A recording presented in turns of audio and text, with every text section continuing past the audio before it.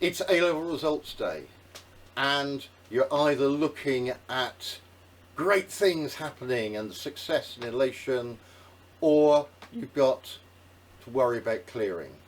Now, I've sat at the other end of clearing for many years, trying to sort students' problems out to try and get them on the right course.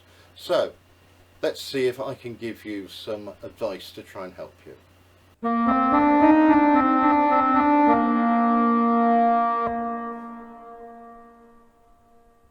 Here is some results advice when you've just got your A-levels. Well, you're either then full of elation, you've got your results, you've sat down with your friends, and all is happy, the sun's shining, the birds singing, yeah, it's usually raining in England, and we're off, going to university, we've got all the grades we want, this is fantastic.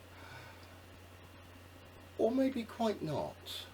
Sometimes we've got success, other times it's near success and you've missed your target grade, but you probably only missed it by perhaps one grade. So what's the first thing to do? Well, the best thing is to give the university a ring.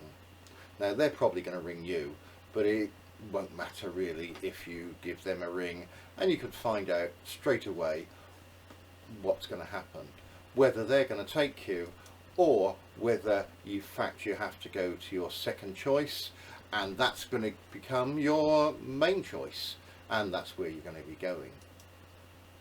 So there's your choices. But what happens if you've missed your grades for both? Well, then for you that means clearing, and it sounds quite a horrible thing, but in fact most of my time has been spent on the other end of the telephone at university trying to deal with students, offering them places on clearing. So where are we going to go with this clearing? The universities are going to be given a list of all the students that haven't met the grades, and these are distributed to all the universities, and not just for the course that maybe you want, but related courses. So they've got lots of information on all sorts of students. And now what the universities have got to try and do, because they've probably got a shortfall, is they've got to try and get you onto their course. So where are we going to go to try and do this? Well, we've got various choices, but the first one is, well, you've got to try and make contact with universities to find if really anyone really wants you. Some of the universities will be proactive. I remember being on the phone at 9 o'clock trying to offer students places. Sometimes it's the students ringing us and saying, I've got 7 Zs, what can I try and do with those? And you say, well, we might be able to find something for you.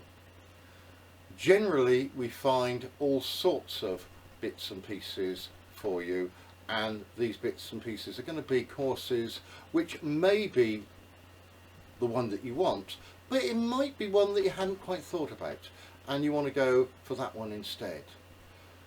I've dealt with many a student who's been on the other end of the phone in sobs and tears, and then that's turned to shouts of joys and elation as they realise they can go to a university. Sometimes it's not quite the course they want. Sometimes it's not quite the university degree course that they want. They might have to opt for a foundation degree, which is going to add an extra year.